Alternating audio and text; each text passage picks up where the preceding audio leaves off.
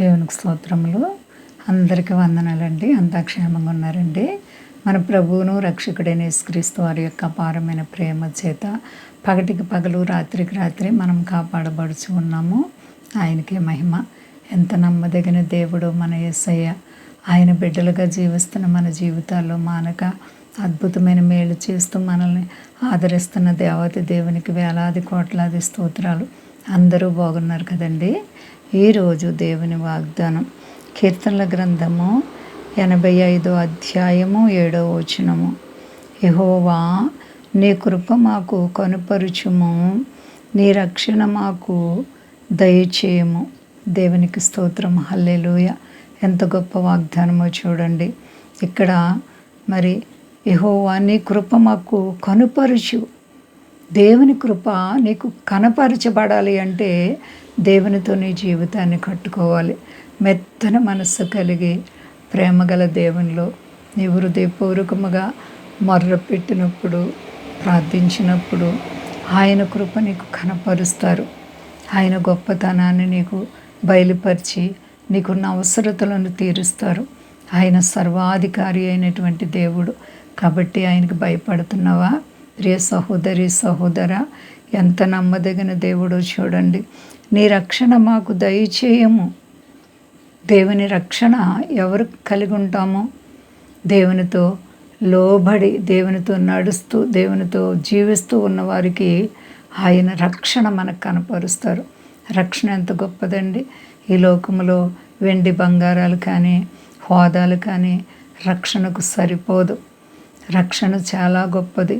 ఎంత గొప్ప రక్షణను నీవు నిర్లక్ష్యం చేసిన యెడల ఎలాగూ తప్పించుకుంటావని దేవుడు మాట్లాడుతున్నారు. కాబట్టి ఈ గొప్ప రక్షణ నీవు కలిగి ఉండాలంటే దేవునితో నడవాలి, భయభక్తులుగా జీవించాలి, పవిత్ర హృదయంతో నడుచుకోవాలి. ఎప్పుడైతే నీవు దేవునికి లోబడతావో, ఆయన బిడ్డగా జీవిస్తావో, అప్పుడే ఆయన నిన్ను ప్రతి విషయంలో ఆదరిస్తారు.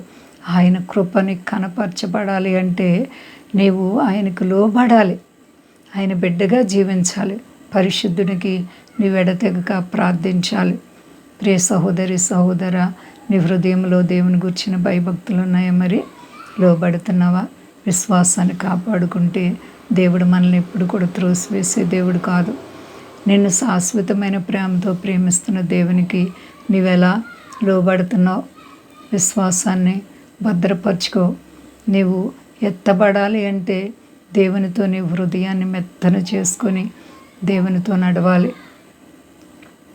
ప్రేమగల దేవుడు నీ జీవితాన్ని ఎంతగానో ఆదరిస్తూ నడిపిస్తూ ఉన్నారు. ఈరోజు వరకు మనందరము క్షేమంగా సురక్షితంగా ఉన్నామంటే కేవలం దేవుని కృపండి.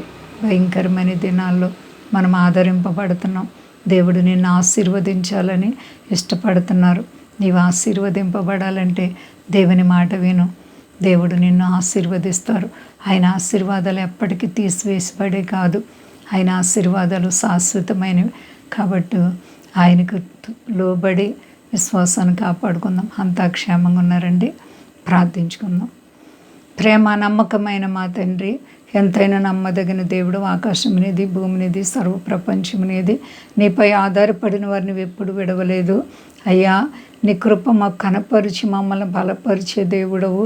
మమ్మల్ని శాశ్వతంగా ప్రేమిస్తున్నావు. నీకు వందనాలు ప్రభువా. భయంకరమైన దినాల్లో మమ్మల్ని ఆదరిస్తున్నావు. మా దేశాన్ని, దేశ నాయకులను కాపాడండి. మా దేశ ప్రజలందరినీ రక్షించండి. మీ దాసులను కాపాడండి. వ్యాధి బాధలు, కష్ట నష్టాలు, రుణాలతో ఉన్న బిడ్డలకు యేసు నామములో విడుదల కలుగును గాక. అందరికీ క్షేమాన్ని ఇవ్వండి ప్రభువా. మీ పరిశుద్ధాత్మ అభిషేకం అందరికీ ఇవ్వండి. కడవరి కాలంలో ప్రభువా, నిన్ను గురించిన భయభక్తులు నేర్పించి తండ్రి, అపవాది శక్తులు లయపరచండి. మీ రెండవ రాకడలో ఎత్తబడే గుంపులు అందరినీ జ్ఞాపకం చేసుకోండి. మహిమ పొందు శక్తి కలిసేనామని అడుగుచున్నాను తండ్రి. ఆమేన్. అందరికీ వందనాలండి. మా కొరకు పరిచర్య కొరకు అందరూ ప్రార్థించండి. ప్రభువారు మిమ్ములను, మీ బిడ్డలు, మీ కుటుంబాలను దీవించి ఆశీర్వదించును గాక. ఆమేన్.